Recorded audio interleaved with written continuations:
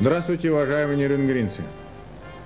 События вчерашнего дня для нас всех с вами, я в этом уверен, явились большой неожиданностью.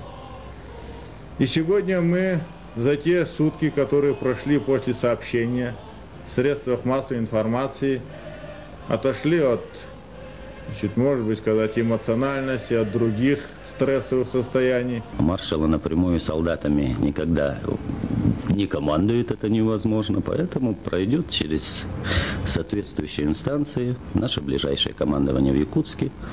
Вот.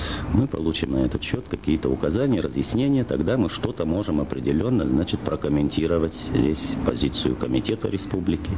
Верховный Совет Республики требует от нас, городского совета, Верховный Совет Якутской Республики требует от нас, чтобы мы руководствовались Конституцией, законами и решениями Верховного Совета нашей Якутской Саха Советской Социалистической Республики.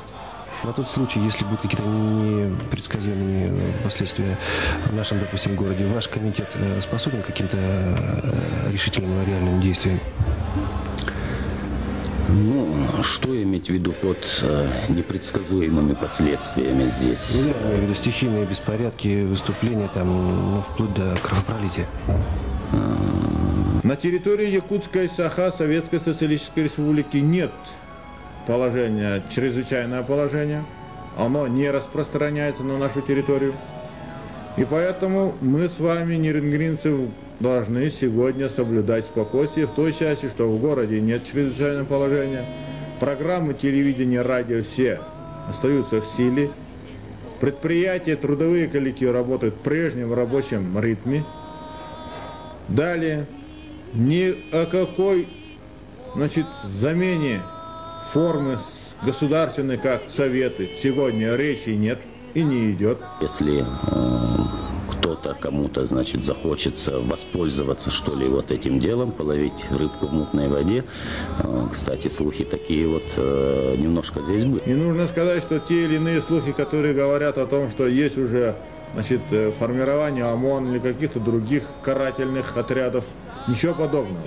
Поводов для того, чтобы сегодня уже, выходить на улицу, выходить, и выражать в форме митингов, манифестаций, других, на мой взгляд, сегодня нет. Сегодня в Якутск прилетели руководители республики. Это председатель Верховного Совета Якутской Республики Николай Михаил Ефимович, председатель Совета Министров Иванов Климент Егорович, которые выехали на ожидавшееся подписание союзного договора, но которое сегодня не состоялось.